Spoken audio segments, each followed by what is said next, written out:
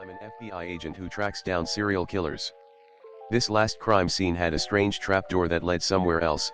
A wise man once said, if you want to understand an artist, look at his art.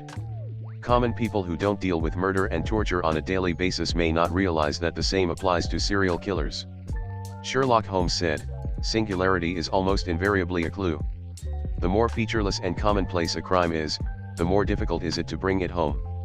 The more mundane a crime is, the harder it is to understand the mind of the criminal. Someone who wears a ski mask and mugs a random person on the street cannot easily be profiled. They could be any random drug addict, homeless person, gang member, or even just a nearby neighbor in a bad section of the city. There are millions of potential suspects across the US who could commit such a crime. But someone who kidnaps women on the full moon, hangs their intestines on the branches in a forest and mails their bloody eyes to a news channel leaves behind a lot of clues. The more outrageous and unique the behavior of the killer, the more our profiling techniques allow us to understand about his feelings, his upbringing, his mindset and, eventually, his identity. Usually, anyway. But not this time. This time, the man I was hunting, who the media called the Frost Hollow Ripper, would not fit any normal profiling description or psychiatric prediction that the best minds at the FBI had created over decades. By the end of the case, I wasn't even sure if what I was hunting was human at all. ///**. My partner and I drove through the bloody glow of the sunset deeper into the forest, heading to the crime scene. It was the third crime scene we had been to for this unsub or unknown subject, the Frost Hollow Ripper. The GPS took us down dirt roads cratered with potholes and covered in sharp stones that crunched under the tires. This is really bumfuck middle of nowhere country, huh? My partner, Agent Stone said as he swerved around yet another pothole. I nearly felt carsick from all the steep hills and curving back roads we had taken. Up ahead, I saw the bright red and blue strobing of police lights, though their sirens were off. They had secured the crime scene after a hunter had found the body and called it in. Their orders were to keep everyone out until crime scene technicians from the FBI could examine the scene and collect evidence. I haven't seen a house in at least 20 minutes, I said, agreeing. We pulled up on the narrow dirt road behind the first of the police cars. Strangely enough, though, I saw no police anywhere. Yellow crime scene tape was haphazardly strewn across trees and bushes, but it looked like someone had given up halfway through the task. Jesus Christ, these rural hick cops can't do shit right, Agent Stone said angrily, shaking his head. Where is everyone? They're supposed to be securing the crime scene, not go off in the bushes to circle jerk. Something didn't feel right about it to me, though. I scanned the black shadows and looming pine trees towering over us on all sides, but nothing moved anywhere. Agent Stone shut off the car, and I realized something else eerie. There wasn't a single sound coming from anywhere around us. Other than the slight ticking and pinging of the cooling engine, it was as silent as a graveyard out there. Even the wind seemed to have stopped, as if the world held its breath and waited. This doesn't feel right, I said, feeling weak and anxious. My heart seemed to be beating too fast in my chest. I wanted to get out of there. Something's wrong here. Can't you feel it? Agent Stone cocked his head at me. You feeling all right, buddy? He asked. I shook my head. There's no sounds outside, no crickets, no bugs chirping at all. It's eerie. And where is everyone? I said. He gave me a crooked grin and pushed his door open. That's what we're going to find out right now, he said excitedly, keeping his hand on his .45 pistol. He still had his normal swagger and bravado. I took my pistol out of the holster, swearing under my breath as I followed him outside into the thick forest and flashing glare of the police lights. ///*. Well, there she is, Agent Stone said, shaking his head grimly. He pointed with a thick finger at the corpse strewn over the leaves like garbage. His colorless gray eyes flashed with anger. I looked closely at the victim, wondering how this one had fallen into the trap of another psychopath. Like lions, psychopaths have an instinctual understanding of who in the herd is the weakest. They can pick up vulnerabilities. I believe that, if you took the brainwaves of a lion stalking a herd and a psychopath stalking a victim, you would find similar results. Holy shit, I whispered as I saw the extent of the injuries. Her ribs stuck up from her chest like curving spikes rising into the air. Her eyes were gone, the black sockets seeming to radiate an expression of complete surprise and horror. Her face showed signs of mutilation, A Glasgow smile sliced across her cheeks, the bloody lines curving up to her ears to give a false impression of intense excitement. Her fingernails and toenails were all removed, the bloody, gaping flesh looking raw and red. In the tree next to her, I saw those same dismembered nails embedded deeply in its bark. I nudged Agent Stone, pointing to it. "What in the hell?" he said. "How is that even possible?" I just shook my head. Before today, I would have said it was not. "Did you notice her heart is missing, too?" I looked closer, realizing he was right. A deep, gore-strewn crater lay where her heart used to sit in her open chest. Before I could say anything, though, a raspy, gurgling breathing came from the nearby bushes. In the eerie silence of the night, the noise rang out like a gunshot. Agent Stone and I froze, staring in amazement and horror at the brush as a police officer came crawling out. He dragged himself forwards like a possum with a broken spine. His legs were bent backwards like the legs of an ostrich. Sharp bone fragments pierced outwards through his skin, leaving angry red tears in the flesh that slowly dripped blood down his pale skin.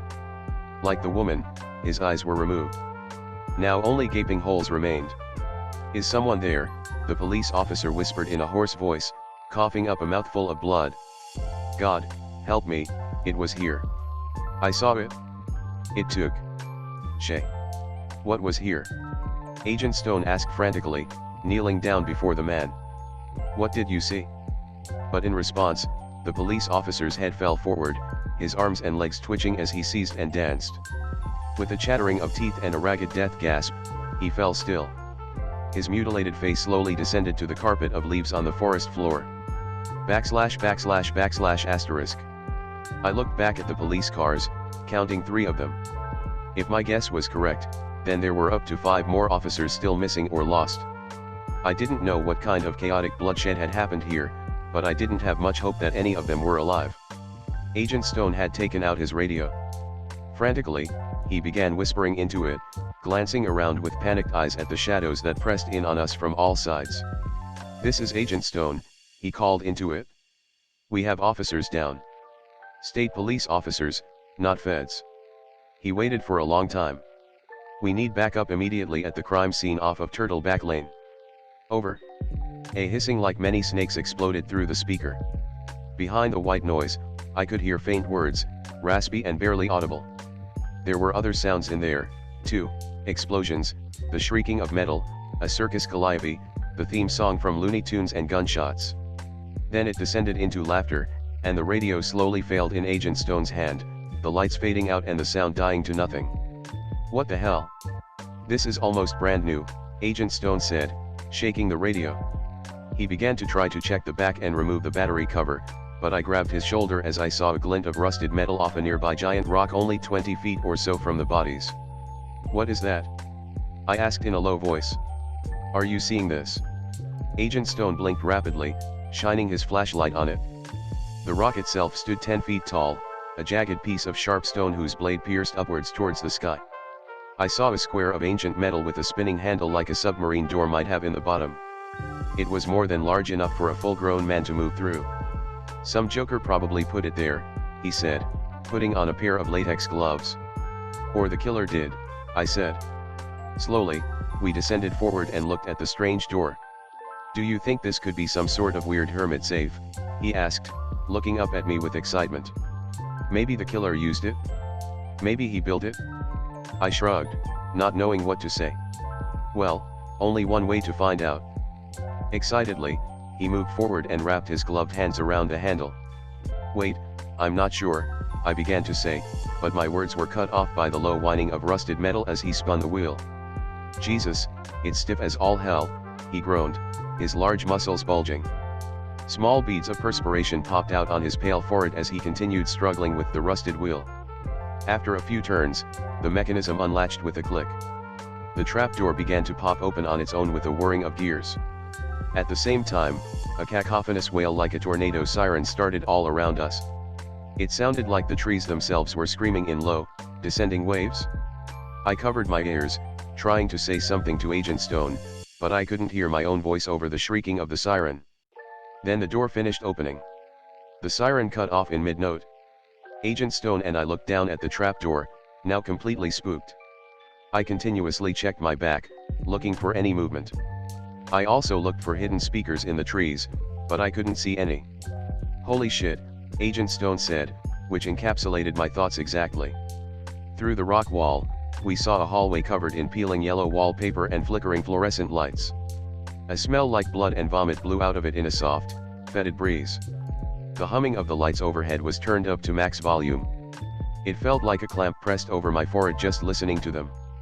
We stood motionless for a very long moment, just staring into this impossible scene.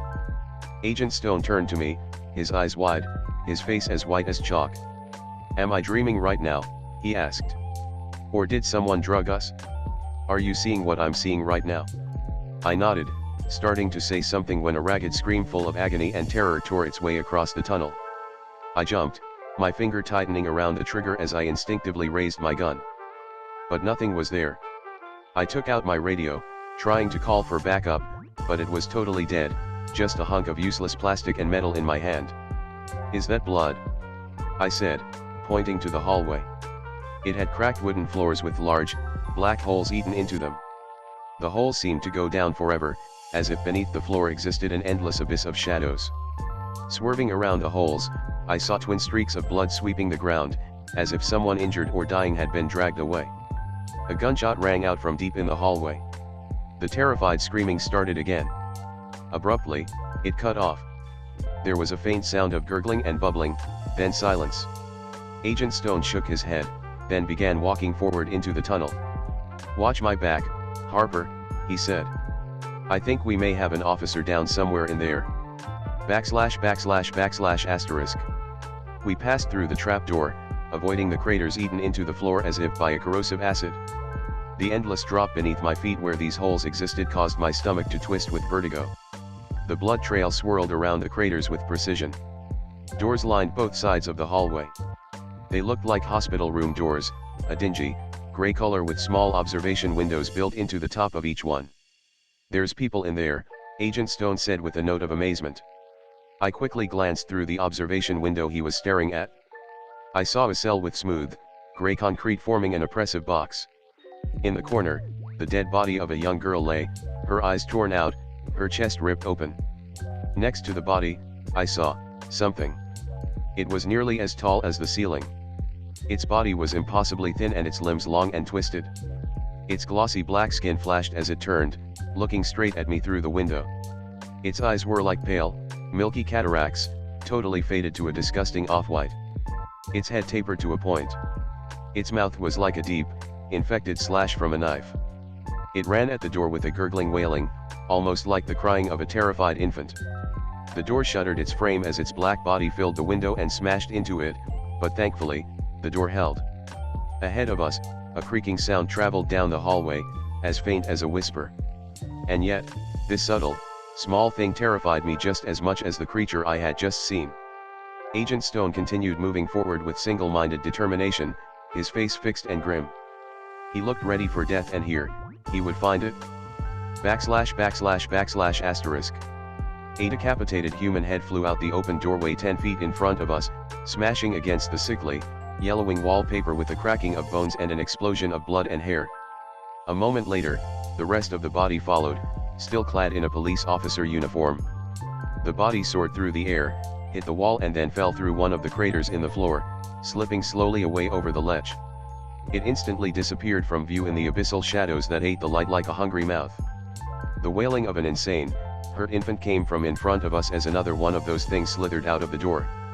Its face ratcheted towards us, its pale eyes the color of dying moonlight staring straight through me. Then it charged. "Stop!" Agent Stone cried, raising his pistol and firing as the thing's pointed, reptilian skull. I froze for a long moment, until gunshots shattered the air.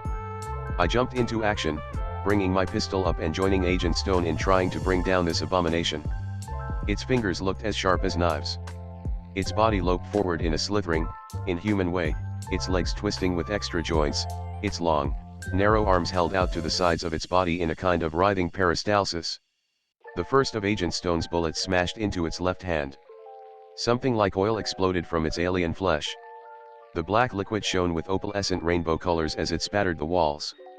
The creature's wailing intensified, seeming to shake the very ground. One of mine hit it in the narrow torso of the creature, a torso that rose up like a thin tree. More of the black blood ran out in a waterfall, leaving a trail of oily slime that mixed with the fresh blood of the police officer. I backpedaled quickly, emptying my magazine. Agent Stone turned to run as his pistol clicked empty. I spun, seeing that I had nearly fallen into one of the enormous craters eaten into the fabric of this eldritch hallway. We started sprinting our way back toward the door, which seemed like no more than a dark pinprick far off in the distance. Every time I glanced back, the creature had gotten closer. Agent Stone was only a step behind me. We reloaded as we ran, throwing the empty magazines behind us like garbage and slamming fresh ones in. But before Agent Stone ever got a chance to use it, he was flung forward. Fat drops of fresh blood spiraled from a deep hole in his back. I looked back, seeing the creature only a few feet behind me, its scalpel-like fingers covered in blood, its sore of a mouth splitting into a sick grin. I watched in horror as Agent Stone's broken body flew through the air in a slow, lazy arc. Still kicking and punching, he disappeared through one of the craters in the floor. His screams echoed through the air, full of an insane animal panic and an incomprehensible horror. Abruptly, they cut off, and Agent Stone disappeared from view forever. The thing followed me as I neared the door, so close I could smell its breath, a sickly, infected smell like septic shock. Staggering out into the cool autumn air, I turned, ready to fight. It ran at me through the threshold, still wailing, still grinning. Its wounds continued to drip in thick, clotted rivers down its alien flesh. I raised my pistol as its knife-like fingers came down. I felt a burning pain in my right ear as it got cut off, and then a searing agony in my shoulder. The sound of crunching bone and the wet sound of flesh separating filled my ears. But as it attacked, so did I, firing at its blind, milky eyes. Its face exploded with the impact of the bullets, a crater the size of an orange forming above its mouth. As warm blood ran down my body and shock took over, the creature stumbled back and then fell. I fell back at the same time, collapsing to the ground and screaming. The pain hit me all at once like a freight train smashing into my body. I rolled on the ground, clutching my ear and shattered shoulder. Before the creature fell, though, I caught a glimpse of something metal around its neck. It looked like a silver cross. At the time, injured and terrified, I thought nothing of it. Injured and hyperventilating, I crawled back to the car, hoping against hope that the car radio would at least work. And, to my surprise, it did. There were no more hissing or faint voices behind the mist of white noise as I called for help. // Agents quickly arrived, but they weren't from the FBI. They took the body of the creature away and examined the door as EMTs moved me into the back of an ambulance. A couple days later, my supervisor called me into his office and told me some disturbing news. The creature I had killed was actually a person, a man who had gone missing 6 months earlier. He had disappeared from his house in the middle of the night, surrounded by family members and street cameras. The case had been a complete mystery. The pathologist said the man had a strange, mutated species of bacteria in his blood that had slowly hardened and transformed his features and caused massive changes in his brain. When they had taken his brain out of that pointed, alien skull, it had been black, covered in a spider webbing of some sticky, mold-like substance.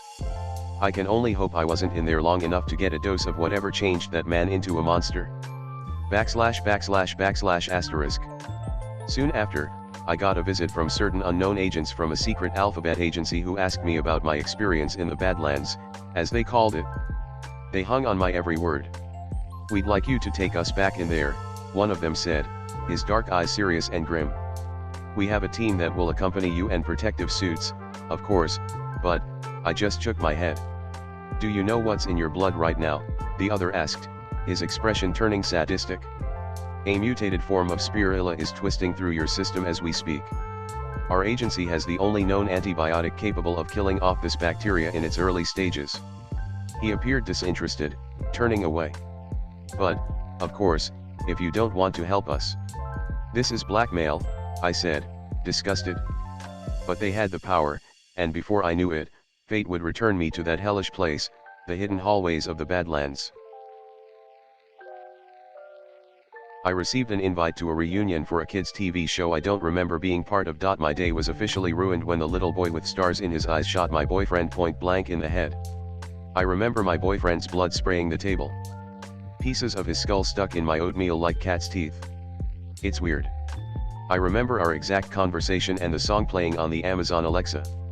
Harvey was sidestepping to the beat and tapping his feet, really feeling the song. The smell of burned toast choked my nose, but I was too busy laughing at his corny dancing. I told him to open the window. Well, I didn't.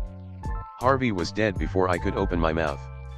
I was looking directly at him when there was movement at the corner of my eye. I thought Jules had come in for more kitty food. It was my stupid fucking fault for mistaking a psychotic 10-year-old boy for a long-haired tabby. Harvey came over to me, coffee in one hand, toast in the other.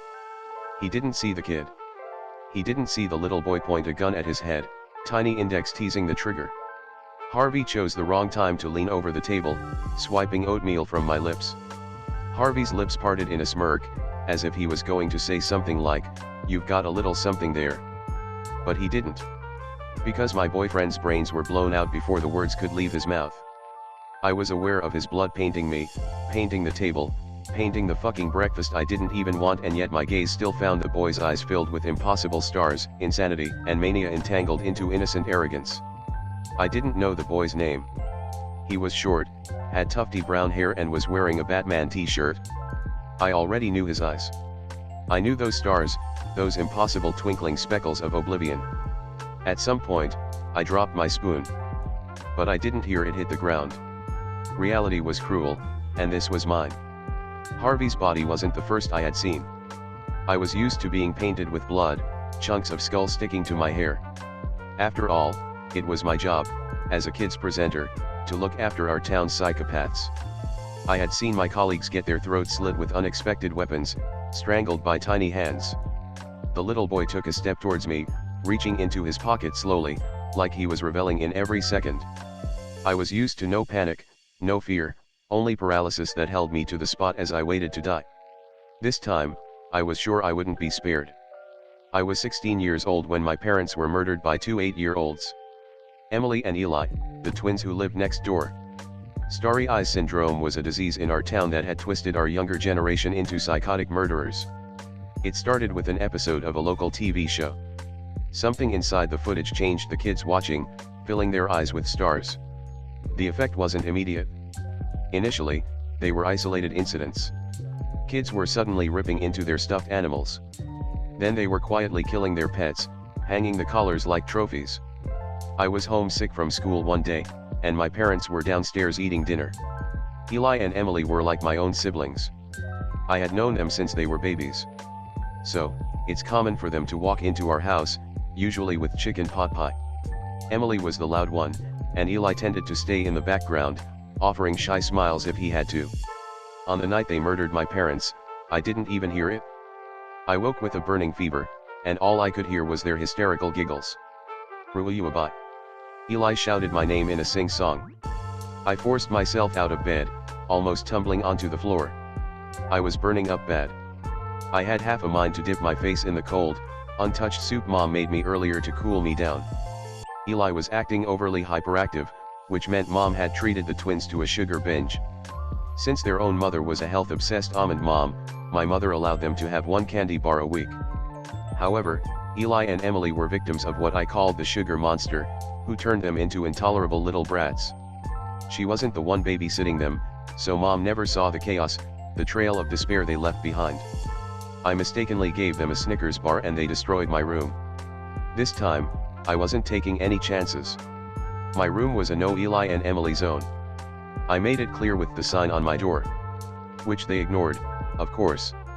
Eli's voice was getting closer, the thud, thud, thud, of his footsteps coming up the stairs. "Ruby, come see. We've got a surprise for you." Slipping into my shoes, I managed a croaky laugh, pulling open the door. "Mom, you can't give Eli sugar." I found myself shouting into the pitch darkness. No response, only Emily giggling downstairs. "Ruby, come downstairs." I could hear her jumping up and down on the one creaky stair she was obsessed with. The hallway light was off, which was odd. Mom reiterated that she had left it on so I could run to the bathroom if I needed to barf. I was half conscious and delirious when she said this, so maybe I misheard her. When I clicked it on, Eli was standing directly in front of me, a shadow lurking in the dark. Initially, I thought it was a reflection of the light. But looking closer, I was staring, baffled, at tiny twinkling stars in my neighbor's pupils. They didn't make sense to me. As if his pupils were filled with stardust. Like he had been marked by a god. Taking a slow step back, something rancid crept up my throat. The boy was standing on his tiptoes, a grin stretched across his mouth. Maybe my fever was worse than I thought. Eli swung back and forth, his hands planted on the walls. He was definitely filled with sugar. There was something smeared on his shirt, lightly staining his palms. I blinked and found myself laughing, shaking my head of an eerie thought creeping into the back of my mind. Did you get ketchup everywhere? Eli, what have you been eating? He giggled. Maybe it was the dim light, or my raging fever, but the boy wasn't blinking. I wasn't even sure he was looking at me, his gaze enveloped in oblivion. Something ice cold crept its way down my spine. I grabbed his face gently. Eli, look at me, I said. Hey. What's going on? Eli didn't react, his smile growing wider. It's blood. He pressed a finger to his lips. Eli was grinning dazedly at something over my shoulder. I thought Emily was hiding behind me. When I twisted around, there was nobody there. My neighbor bounced up and down. Do you want to see your surprise? I mocked a frown. Do I want to see your messy masterpiece? It depends. Did the sugar monster help you? Eli shook his head. Nope. We did it all by ourselves. I pretended to think about it. All right. You have my attention. He nodded eagerly. We made it just for you. Come see. Nodding, I swiped at my clammy forehead. Sure. But only if you promise to clean it up. You and Emmy. You're boring, he grumbled. Fine. I promise to clean up your parents' blood. My footsteps faltered, but he grabbed my arm, pulling me down the stairs. I didn't register his words until I stepped into my kitchen where 8-year-old Emily had peeled off my mother's face and glued it to her own. Mom was in pieces, chunks of her hanging from the wall. I walked directly into blood spilling across the tiles, the grisly remains of my parents tainting every surface. Dad's body was spread out across the table. They had severed his head and plucked out his organs, displaying them on the table like a game of operation. Emily spread out her hands, giggling. Ta-da, she said, when my legs gave way, and the ground swallowed me up. Do you like it? Their excited shrieks collapsed into white noise. I was aware of them dancing around me. Emily crawled over to me and forced my head up with the prick of her finger. She came so close to me, I could see the creases in my mother's flesh glued over her own face, the raw flaps of red sticking over her eyes. I didn't move, didn't scream, didn't cry. The world felt wrong, like I didn't belong to it. Time flowed slowly, and I was no longer human, no longer capable of emotions. I just stared at the little girl wearing my mother's face, and wondered if this was a product of my fever. I pinched myself once. Yes, of course it was. Twice. It was all a nightmare, a hallucination. 3 times. I convinced myself, curling into a ball in stemming scarlet, my parents' blood warm on my skin, as if they were cradling me. Time moved slowly. Emily and Eli didn't stop there. They hacked at my father's body until he was nothing, until his blood ran in thick rivulets, pooling off of the edge of the table. I watched for a long time, letting it accumulate into a puddle of red. Emily was standing over me, a knife clutched in her fist, when her mother walked in, and started screaming, her banshee wails clanging around in my skull reminding me that this was really happening. I didn't fully gain awareness until I was sitting in the sheriff's office, a cold glass of water grazing my lips. Instead of drinking it, I poured it over my head to cool down my fever. Ruby, can you hear me? The voice was familiar. Cold hands were lightly touching my shoulders, shaking me. Shock is a strange thing. It feels like you have stopped, every part of you, body, mind, and soul, is stuck in a single moment. While the world continues on as normal. It wasn't until I was joined by others, several dozen of us, mostly teens and adults, covered in blood and unblinking, when I realized I wasn't the only one. We all had that exact same question on our lips. What the fuck had happened to the children? The answer, a local kids TV show from 2005. The name was never disclosed. Apparently, an episode was mistakenly aired. The police weren't specific about the episode's content, but it was said to have disturbing scenes of bodily horror. One of my high school classmates was the sheriff's son, and he told us that the content wasn't just disturbing.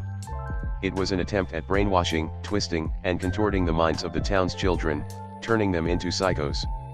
The stars in their eyes were like a marking, whatever they had seen still alive, still sparkling in their pupils.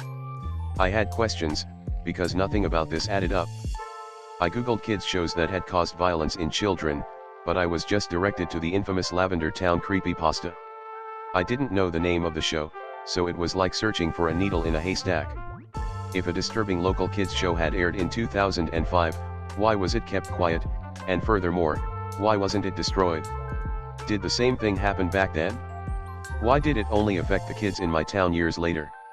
This thing had crawled into my neighbor's head. It was the direct influence of Eli killing my parents, so why didn't I believe it? Officially, it wasn't the children's fault. That's what the mayor said. He told the victims to choose forgiveness over anger, to remember the good times with our loved ones, instead of dwelling on their deaths. Yet I had found myself standing in my neighbor's yard, a carving knife in my hand.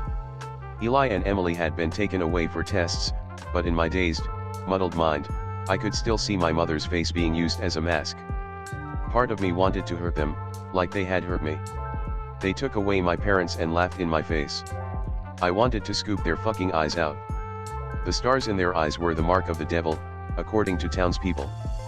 But I just saw TV static, like the kids' eyes were still broadcasting what they saw.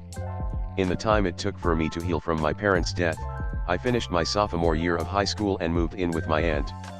The kids affected were brought back into town, declared fixed. That was until the next day, when a 3-year-old hacked her own mother's eyes out. Then a 7-year-old pushed her father down the stairs and cut off his legs to stick to her stuffed teddy bear. The town was in denial that our children's minds had been altered forever and there was no saving them. Years passed, and these little kids got worse. They didn't just kill. These kids experimented on insects, animals, and humans. 4 teenagers were found gutted, in a child's attempt to turn humans into animals. Those kids were in my class. They were alive one day, and dead the next. The sheriff reportedly barfed when he found the bodies. The police report said they were barely recognizable, only identified through their teeth and DNA. The sheriff's son gave us a far more detailed account, and I had to leave the classroom. Emily Adams, one of the victims, had her head stitched to the torso of a dog. Ben Chase had his organs removed, replaced with sewer water. Ryan Kane and Thomas Wesley were found in dismembered chunks of both animal and human. The perpetrators were 7 and 9 years old, and their argument was that they were playing. Somehow, it became the norm to hear of a brutal death, with the perpetrator being under the age of 12. It was clear that the kids needed a distraction, a way to lull their minds back to innocence that had been cruelly ripped away. A new kids show was to be broadcast on a specific channel that would run all day and night. Following that, the mayor came out with a law. Graduating seniors were not allowed to go to college, or leave town until the situation was resolved. We were technically kids too, and with their logic, we could have been affected, and asymptomatic. We argued that none of us had watched that show, but it was clear the officials behind closed doors were scared this thing was contagious. They were obsessed with keeping the outside world oblivious. Nobody outside our town knew about starry-eyed syndrome, and they wanted to keep it that way. According to the mayor, this was our problem. If we went to college and had this thing in our eyes without knowing, we were risking the lives of other children. So, the town law was, either get a 9 to 5, or become a kids presenter. Presently, I wondered if the little fuck pointing his gun at my head recognized me from local TV. The boy inclined his head. Judging from the smile on his mouth, his index resting on the trigger, he did. The stars in his eyes dimmed slightly, and just like that, the boy lowered his weapon. I picked up my spoon, and continued spooning oatmeal in my mouth. It was the only thing that felt normal, that felt real, at that moment. I lost my soul a long time ago, lying in my parents' blood. I lost my emotions too, though I think that was related to my job. You might not think a kids presenter is considered a dangerous job, but in this town, it's practically a death sentence. The show was an attempt to fix the kids, a comedy involving a group of animals in suits. It was a test at first to see if anything would help these kids, and surprisingly, it had worked. I was Mrs. Bunny, and had been since I was 18. I got the job pretty much on the spot because nobody else was stupid enough to pursue a job training many serial killers to be children again. I hated my job. I auditioned because part of me wanted to forgive my parents' killers by helping the younger generation find their innocence. 2 weeks in, I watched a 6-year-old strangle Mr. Lion with a lighting cord. We were told these kids were reformed, that the littles on our show were harmless. Bullshit. The second I noticed stars twinkling in Olivia Ash's eyes, I tried to quit. But the studio wasn't stupid. They had successfully lured in freshly graduated seniors with a payment that would let us live comfortably. I guess they forget to mention that the second we signed our names, we were tied to these kids whether we liked it or not.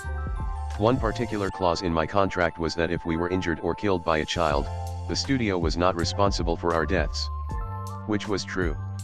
In a single month, 3 performers were dead, and the rest of us were emotionless, mindless drones who wore animal costumes and prayed we weren't next. We were allowed therapy, but there's only a certain amount of trauma the human mind can take. Therapy and another fucking promotion wasn't the pat on the back the town thought it was. Typical. I wanted to help kids who could not be helped, and my punishment for being a naive fucking idiot was doomed to my parents' fate. Being Mrs. Bunny had turned me into a shell of myself. I think I stopped seeing color, the world reduced to dull black and white, a fast-moving blur I no longer cared about. Food tasted the same, drinking never truly dulled my thoughts. I thought about smoking weed to maybe try to get fired, but the punishment for a kids presenter quitting was akin to a public execution. If we quit, the town would accuse us of abandoning their children. Mrs. Pebbles the penguin made a huge deal of quitting and walking out, tearing up her contract. The rumor was that she had been taken away in a black van. I never saw her again. The town erased her name.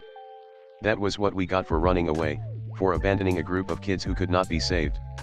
They were too far gone. I knew that the second Eli appeared in front of me, the night he murdered my parents. I didn't even know they were dead, and yet those stars in his eyes reminded me of insanity, a vicious contortion twisting his mind into knots. This thing had torn away empathy, humanity as a whole. They were monsters that needed to be locked up, or put down. These kids didn't need a kids show to heal them, they needed a fucking white room. Try telling that to stubborn parents who insist they could be fixed and saved, while putting our lives on the line. I still felt like a kid. I lost my youth to trauma, and my adulthood was entertaining the monsters. Dealing with them every day, witnessing these preschoolers murder and injure and attack innocent performers without any repercussions or consequences, I was losing my fucking mind. I didn't want to live in a town that was giving my parents' killers a second chance, when they had shown zero remorse whatsoever. Eli and Emily, now 10 years old, had killed their mother, burying her body in the garden and digging her up like a dog. They insisted they were better, that the voices in their heads were gone. Their mother's biggest weakness was being a mother. She still wanted to believe her babies were innocent and capable of changing. Eli and Emily sliced her up and buried her 6 feet under. The authorities only found her body when a neighborhood dog was found chewing on a human arm. I thought the twins were going to face real consequences this time, but I saw them several days later, the 2 of them roaming the streets with baseball bats. The sheriff's son was right. Whatever those kids watched didn't just damage their minds, it rewired their thought process to believe killing was fun. If our mayor really thought he could save our younger generation with a kids show, he was either stupid or delusional. Or both. Our show wasn't saving them. It was their motivation to continue. Throwing us to the slaughter. Here you go, kids. Don't kill your parents, but these guys are disposable. Harvey had been a proverbial light, one that would pull me out of the dark, leading me to a semblance of peace. And now I was covered in him. My oatmeal was crunchy, but I couldn't stop eating, stuffing myself and swallowing large bouts of barf when my stomach tried to reject it. It was part of my normal morning routine, and my therapist did say when I was feeling overwhelmed, I should return to my routine. There was blood splattered on the table and Harvey was dead, but my glass of orange juice was normal. The birds singing outside, and the low hum of the refrigerator, was what I knew. I grabbed my glass and took a long drink, reveling in the refreshing flush of orange quenching my scratchy throat. It tasted like poison, but I kept drinking, until I couldn't breathe. Until orange juice was pooling on the table, my stomach in tangled knots. The little boy surprised me with a laugh. He dropped his gun, reached into his pocket and pulled out a small piece of card. "You're funny," he said, dropping the card on the table in front of me. Chewing half a mouthful of oatmeal mixed with barf, I leaned over. It was a brightly colored invite, my name printed on the top in rainbow colors. "Ruby. You are invited to the Children's Society reunion." I swallowed thickly, oatmeal dribbling down my chin. "Please, please, pretty please come and share memories with us. Love. The Children's Society." When I lifted my head to question the boy, a silver whistle was hanging from his mouth. "Down, doggy," he said, eyes hardening. His words were still spiraling in my head when something slammed into me, a physical presence forcing me onto my knees, my hands pressed over my ears, a raw cry ripping from my throat. I was aware of warm red splattering from my nose. I could taste it on my lips, feel it slick on my hands still stapled over my ears. Footsteps. The boy was hovering over me while I screamed for mercy, burying my head into the floor, my thoughts frenzied. I sensed him planting his foot on my back, forcing me onto my stomach. "Bad dog," his voice floated around in my skull. "Bad, bad, bad dog. Ruby." Blinking rapidly, I found myself no longer in my kitchen. Time had passed, and I wasn't even aware of it.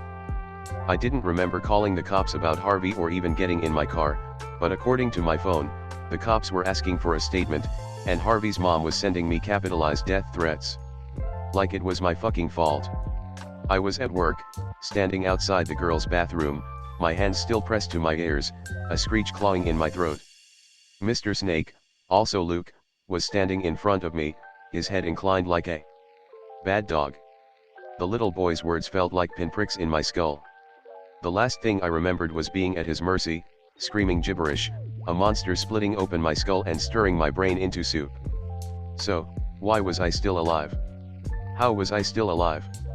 "Ruby, you're scaring me." Luke's voice brought me back to reality.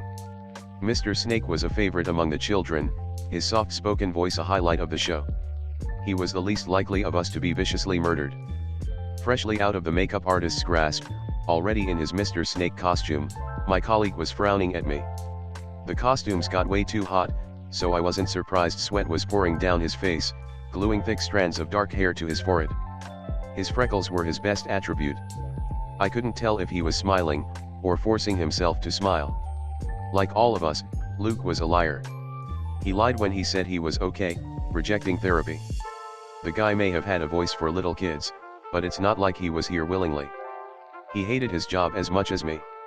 I was homesick a few months ago, and he'd witnessed the brutal murder of Mr. Bear, who happened to be his best friend. Luke swiped at his forehead. "Are you good, bro?" I could never tell if he was being genuine. "Yeah, I lied, I just felt sick." He curled his lip. "Bullshit." He was right, but I wasn't going to admit that. "I was sick," I repeated. "I think I ate something." Luke didn't look convinced. "Sure," he rolled his eyes. "Have you seen Nima?" Something ice cold slithered down my spine. Nina was the newest addition to the group of kids on our show. She was infamous as the 9-year-old who had a rapidly climbing attack streak over the years. Luke was terrified of her. "No, I managed to get out, is she not with her others?" My colleague ran his hands through his hair, a nervous habit. He reached into his costume and pulled out a pack of cigarettes. "Well, where the fuck is she?" Instead of responding, I followed him back to set, where performers were situated on stage for the intro song. The set itself was bright and colorful in a desperate attempt to remind kids not to kill. But blood had been spilled far too many times for me to think of it as innocent. The bright yellow floor had been replaced 6 times. Luke slumped into his chair, head in his hands. He was already in panic mode. "We're so fucked, we're so fucked, we're so fucked." They were already playing the intro song, crew members ushering key performers on stage. I hated the intro. I could never get the choreography right, and I still had PTSD from finally perfecting it, tipping my head back to find our newest cameraman's head taped to the ceiling. The crew had been looking for him all day. He lasted 2 days. 2 days, and his severed head was already their toy. There were 11 children running around screaming, and not one person was trying to stop them or quieten them down. Elena, fully in costume, was being shoved around by two boys. When she raised her fluffy dog paw, the mayor, who was on standby, sent her a death glare. No matter what the kids did to us, we could not raise our hand to them. Only scold them. I think Elena was too scared to speak. Per Luke's words, Nima was nowhere to be seen. She was supposed to be with the other kids at the end of their line. Which could only be bad. I'm not looking for her, Luke mumbled into his knees. That psycho brat will gut me. Leaning against the wall, my mind was already spinning. But you're their favorite, I said, a sour edge to my tone. Why would they kill Mr. Snake? Luke lifted his head, his eyes puffy. I didn't blame him for crying. The last performer who went looking for a lost kid ended up as set decor we didn't find until we could smell him. Luke was terrified, his expression twisting, pleading with me. His gaze found Mr. Panda standing with his arms folded. Unlike the rest of the performers, Panda wasn't wearing his head, dark eyes glued to the kids. A makeup artist had attempted to tame his sandy hair, only for him to politely tell her to fuck off. What about Freddy? Luke whispered. I followed his gaze. Are you serious? What? Freddy won't mind looking for her. Yeah, because he wants to fucking kill her. Like me, Mr. Panda, also Freddy, was also a victim. Nima butchered his parents and little sister right in front of him. On his first day, he revealed it so casually, as if he was discussing the weather. We were eating lunch, and Luke almost choked on his sandwich.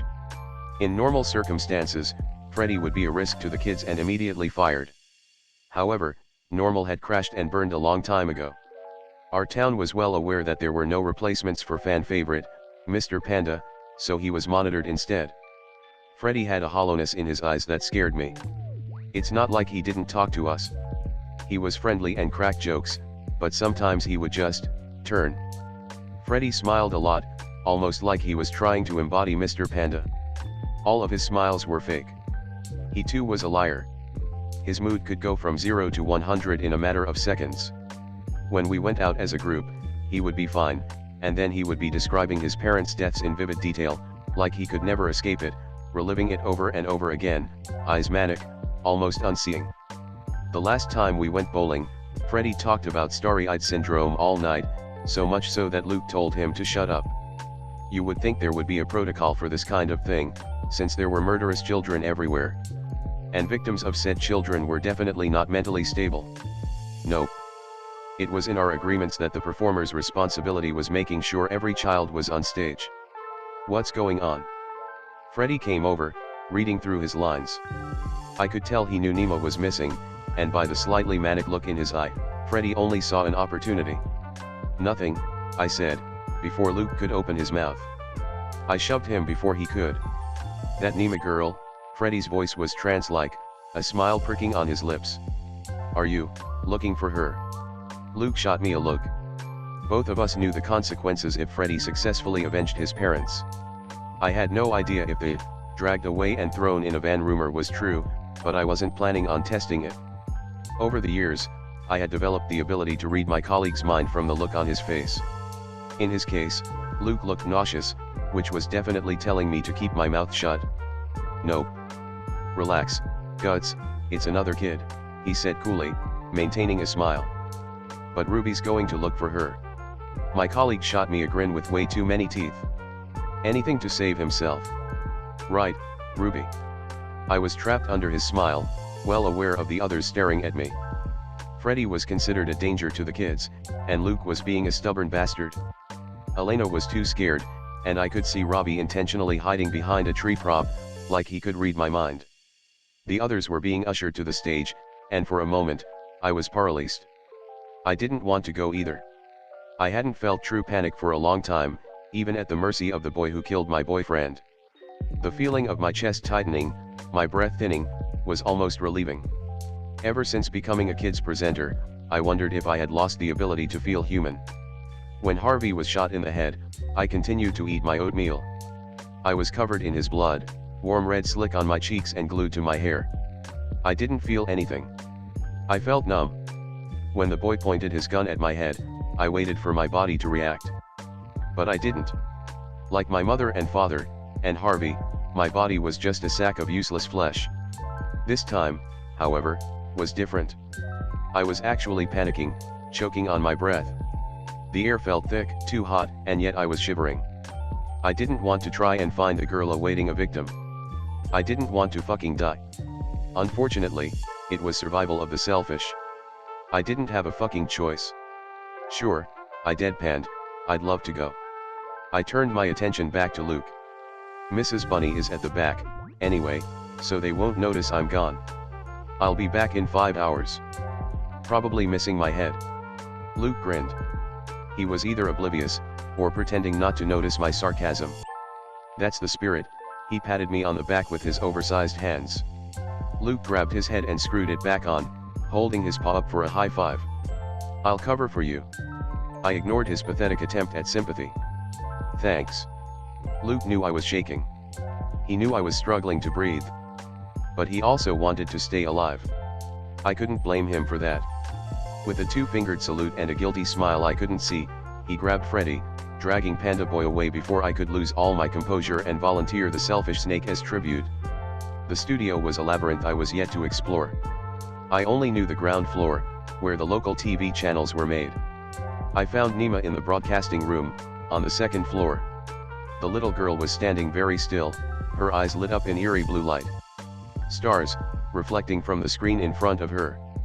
There was a body hanging from the ceiling, one of our cameramen strung up by his legs. I caught a flash of silver in her hand, a knife clenched between small fingers. Nima had carved off his mouth, gaping flaps of scarlet revealing skeletal teeth. I forced a smile, just like I was told to do. But I was standing in his blood. His name was AJ. He was 17 years old. I took another step, biting down on my tongue. Nima, I said softly, sweetie, what are you doing?